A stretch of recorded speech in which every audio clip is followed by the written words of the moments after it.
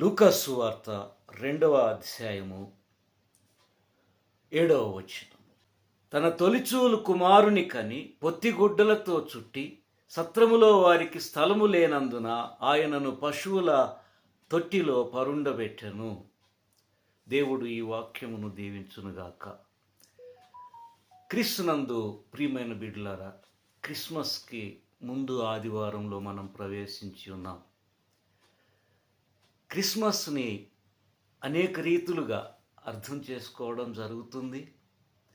కొన్ని వాదోపవాదాలు కూడా లేకపోలేదు. యేసుక్రీస్తు ప్రభు ఈ 25నే జన్మించాడా, అసలు క్రిస్మస్ పండుగ చేయాలా వద్దా, చేయకూడదు అనేవారు కూడా ఉన్నారు, ఆనందంగా చేసుకునేవారు కూడా ఉన్నారు. కొంతమంది విపరీతంగా దీన్ని భక్తి శ్రద్ధలతో కాకుండా ఒక వినోదకరమైనటువంటి పండుగగా చేసుకునేటువంటి వారు కూడా ఉన్నారు. అయితే క్రిస్మస్ సందర్భంగా మనము యేసుక్రీస్తు ప్రభు ఈ లోకములో దేవుని కుమారుడై జన్మించటం, ఆయన సృష్టి ఆది నుండి దేవునితో ఉన్నవాడై ఉండడం, ఆయనే కుమారునిగా సంపూర్ణ ప్రేమకు ప్రతీకగా మానవ రూపము ధరించటం, ఈ విషయాలను మనము ఎప్పుడు కూడా జ్ఞాపకం చేసుకుంటూ ఉండాలి. దానికి ఈ క్రిస్మస్ అనేది ఒక మంచి సందర్భము. అది 25th డిసెంబరా, ఏ ఇయరు, ఎప్పుడు, ఏంటి, ఈ డీటెయిల్స్ హిస్టారికల్ డేటాను వదిలేసి ఆధ్యాత్మికంగా మన జీవితాలని బలపరుచుకోవడానికి ఆ సంఘటనలను మనము తిరిగి చూసినట్లయితే మన విశ్వాసం బలపడుతుంది. దేవుని యొక్క కథని మనము విశ్వసించి రక్షణను పొందుతాం.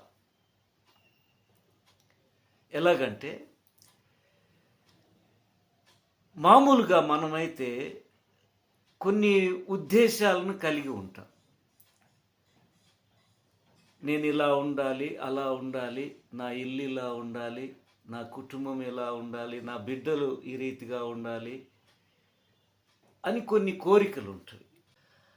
అలాగే ఇంటి విషయంలో కూడా చాలామందికి పెద్ద పెద్ద ఇళ్ళ మీద ఆశ ఉంటుంది. నేను ఒక యావరేజ్ హౌస్లో ఉంటున్నాను, ఒక మిడిల్ క్లాస్ ఫ్యామిలీ ఉండేటువంటి హౌస్. బాగుంటుంది, విశాలమైనటువంటి హౌస్, అంత చెట్లు,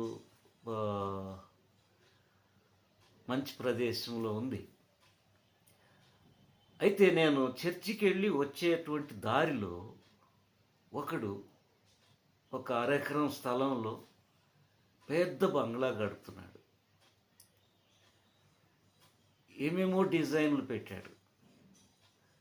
దాదాపుగా 3 ఏళ్ళు కడుతూనే ఉన్నాడు. అంత పెద్ద హౌస్ అన్నమాట. అది కొన్ని కోట్లు ఖర్చు పెట్టి కడుతుండొచ్చు.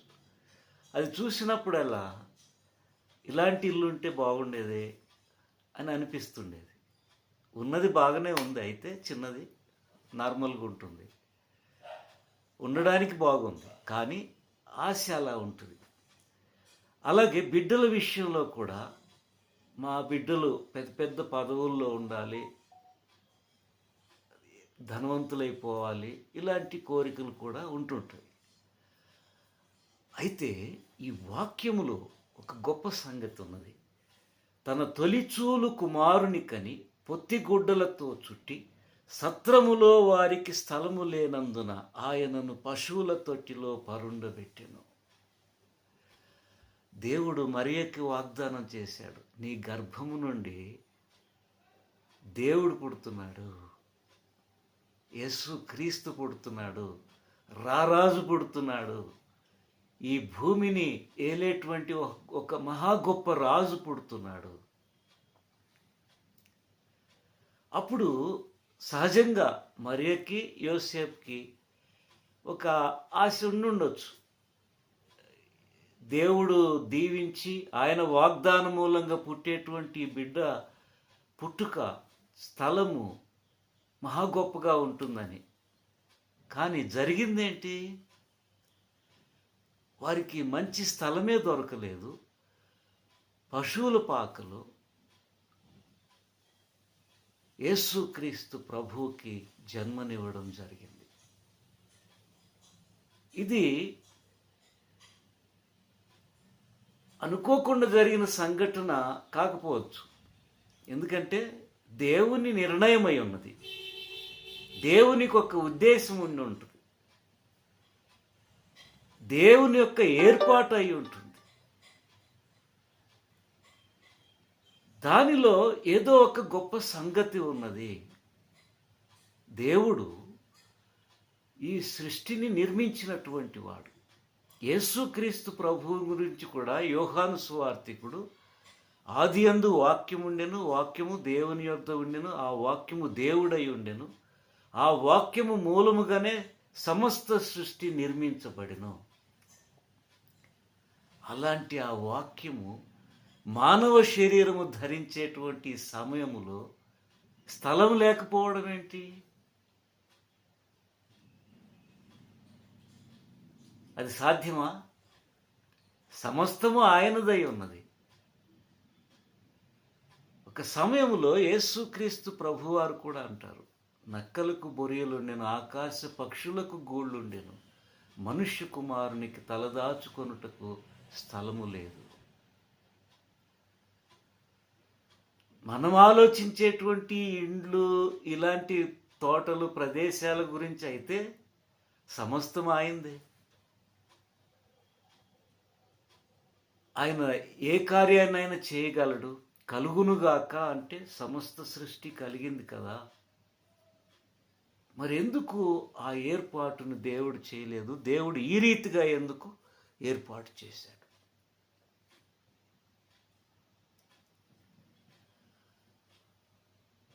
మనము ఆ కథలో చూసినట్లయితే మొట్టమొదటిగా ఈ సువార్త ఎవరికి చెప్పబడుతుంది? గొల్లలకి, పశువుల కాపరులకి. ఆ దూర ప్రాంతాల్లో గొర్రెలు మేకలు కాచుకుంటున్నటువంటి వారికి తెల్లవారక ముందే దూత వెళ్ళి, లోకరక్షకుడు పుట్టి ఉన్నాడు, వెళ్ళి ఆయనను దర్శించుకోండి అని చెప్తుంది. వారు వచ్చి ఆయనను దర్శించుకొని ఆరాధించటం జరుగుతుంది. ఒకవేళ యేసుక్రీస్తు ప్రభు యొక్క జన్మము ఒక పెద్ద ఇంట్లో, లేదంటే పెద్ద బంగ్లాలో, మహారాజా లాంటి ఇంట్లో పుట్టుంటే పశువుల కాపరులు వస్తే వాళ్ళని రానిచ్చేవాళ్ళ? సాధారణమైనటువంటి యావరేజ్ ఒక మధ్య తరగతిలో ఉండేటువంటి ఇండ్లకి మనం ఎవరైనా వెళ్ళి తలుపు కొట్టచ్చు. తలుపు తీసుంటే లోపలికి కూడా పోవచ్చు. కానీ పెద్ద పెద్ద బంగ్లాలకి పెద్ద పెద్ద గేట్లు ఉంటుంది. అక్కడ ఒక గార్డు ఉంటాడు. మనం వెళ్తే వాడు అడుగుతాడు, నువ్వు ఎందుకు వచ్చావు, నీ పనేంటి, ఎవరు కావాలి, 100 ప్రశ్నలు వేస్తారు. ఒకవేళ జెన్యూన్ రీజన్ ఉన్నా ఎంట్రీ చేయాలి. వాళ్ళు అలౌ చేస్తే లోపలికి వెళ్ళాల్సి ఉంటుంది. అంటే వాళ్ళ ఎక్సెస్, వాళ్ళతో మనకి సంబంధము అంత తొందరగా దొరకదు. కానీ దేవుడు అలాంటి ఏర్పాటు చేశాడు. ఎవరైనా వచ్చి ఆయనను ఆరాధించడానికి అవకాశాన్ని కల్పించాడు. ఒకవేళ అది ఎవరి ఇల్లైనా కానీ వాళ్ళు కూడా పర్మిషన్ ఇస్తేనే పోవాల్సి వస్తుంది. ఇల్లు కూడా కాదు, అది పశువుల పాక. బహుశా డోర్ కూడా ఉండదు. వచ్చారు, ఆరాధించారు. అవైలబిలిటీ. ఆయన తన ప్రియకుమారుని ద్వారా అందరికీ అందుబాటులో ఉండడానికి ఇష్టపడ్డాడు. ఎవరు కూడా ఆయన దగ్గరికి రాకుండా ఆగకూడదు. ఒకసారి శిష్యులు చిన్నపిల్లల్ని ఆపేస్తారు. మేము పెద్దోళ్ళం, మీటింగ్ జరుగుతుంది, మాట్లాడుకుంటున్నాం, ఆయన మాటలు వింటున్నాం, మధ్యలో పిల్లలు గోలేంటని. యేసుక్రీస్తు ప్రభు ఏమంటారు? చిన్న బిడ్డలను ఆటంకపరచుకుడి, వారిని నా యొద్దకు రానివ్వుడి. శిష్యులు ఏమనుకొని ఉంటారు? వీళ్ళకేం అవసరం ఈ మాటలు ఇవన్నీ, పోయి ఎక్కడన్నా ఆడుకోక అని. దేవుడు ఎవరిని కూడా వయసును బట్టి కానీ, లింగాన్ని బట్టి కానీ, స్త్రీ అని పురుషుడని కానీ, లేకపోతే ఈ ప్రాంతం వారు ఆ ప్రాంతం వారని కానీ, ఈ భాష వారు ఆ భాష వారని కానీ, ఈ మతం వారు ఆ మతం వారని కానీ, ఏ భేదమును లేకుండా అందరికీ ఆయన అందుబాటులో ఉండడానికి ఇష్టపడ్డాడు. అలాంటి ఏర్పాటును ఆయన చేశాడు. ఎవరైనా రావచ్చు. సొంత ఇల్లు కానీ ఆయన ఏర్పాటు చేసుకోలేదు, చేయమని అడగలేదు. అడిగితే చేసి ఉండేవాళ్ళేమో. ఆయన ఎప్పుడు ఎక్కడుంటాడో ఎవరికి తెలియదు. కొన్ని సందర్భాల్లో ఇళ్లలో కూడా ఉండేవాడు కాదు. కొండల మీదకి వెళ్ళిపోయేవాడు, ప్రార్థనలు చేసేవాడు, ఆ తర్వాత వచ్చి జనాల్లో కలిసేవాడు. ఎప్పుడు చూసినా జనం జనం జనం. వారి మధ్యలో ఉండి వారికి బోధలు చేస్తుండేవాడు. ప్రయాణం చేస్తున్నా వాళ్ళకి పాఠాలు నేర్పించేవాడు. సమయాన్ని పోగొట్టకుండా, ఎవరిని ఆటంకపరచకుండా అందరికీ అందుబాటులో ఉండి ఉన్న ఆ తక్కువ సమయంలో దేవుడు ఆయనపై ఉంచిన మహా గొప్ప కార్యాన్ని ఆయన సాధించగలిగాడు.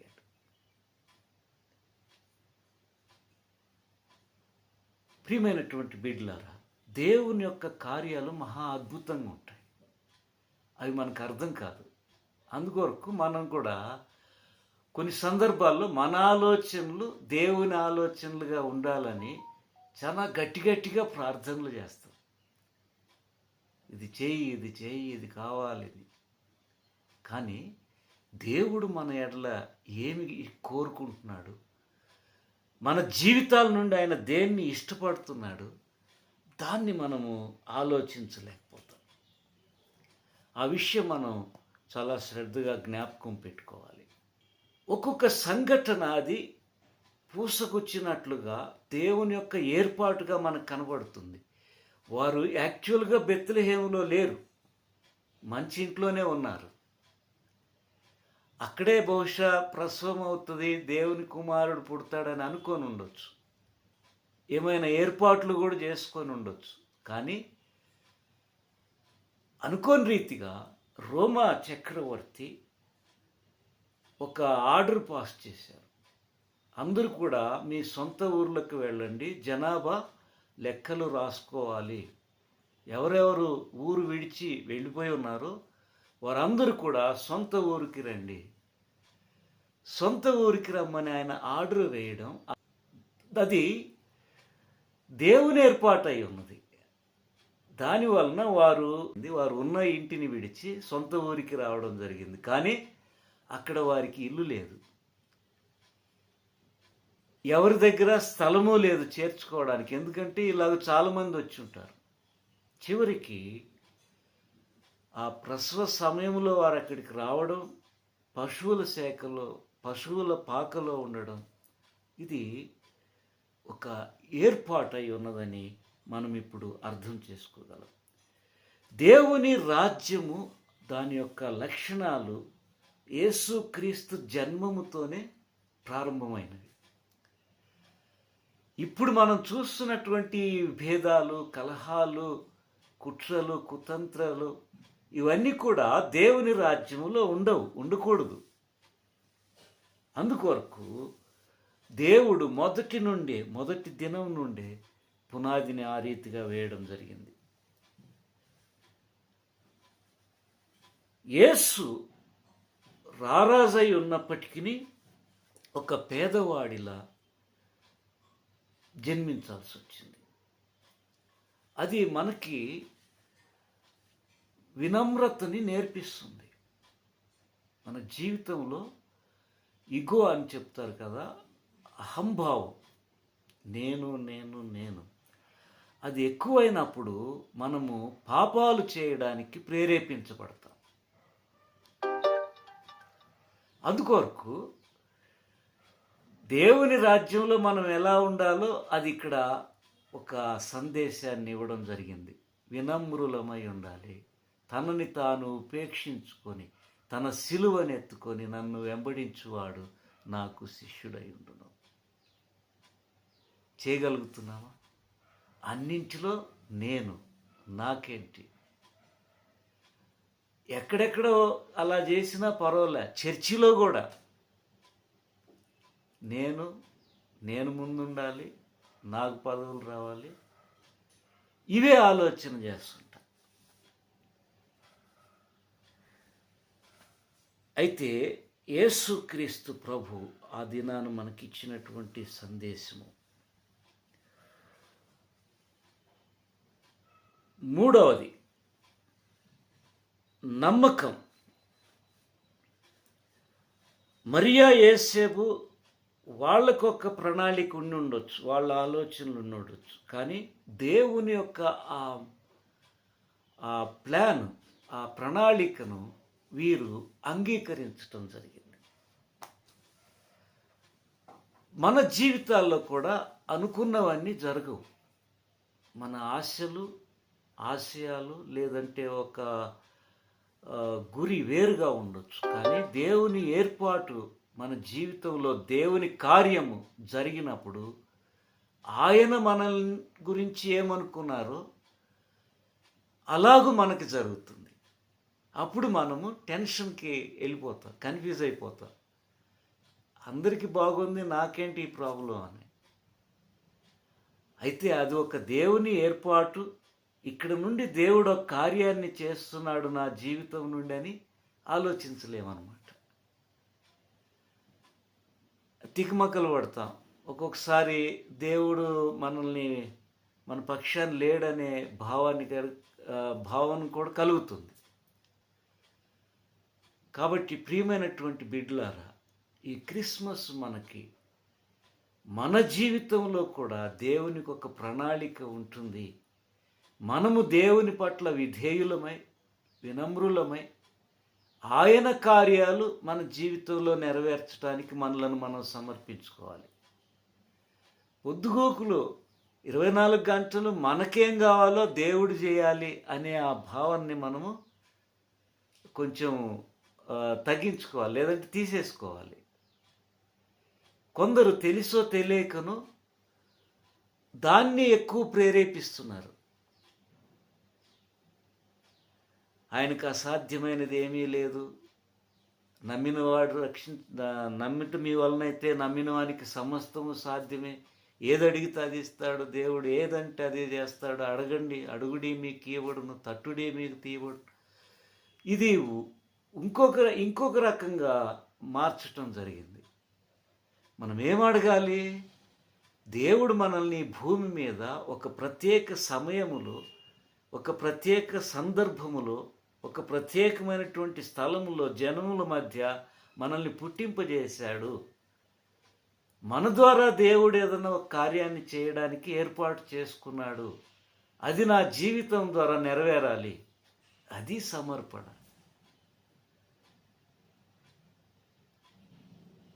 ఈ క్రిస్మస్ మనకి జ్ఞాపకం చేస్తున్నటువంటి ఈ గొప్ప సంగతిని మనము మర్చిపోకుండా మనలను మనం దేవునికి సమర్పించుకొని, మన వలన దేవుడు ఏమి చేయాలనుకుంటున్నాడో అది జరగాలని చెప్పి ప్రార్థిద్దాం. అలాగ చేయటకు తండ్రి అయినటువంటి దేవుడు పరిశుద్ధాత్మ ద్వారా మీ అందరికీ సహాయం చేయునుగాక. ఆమేన్.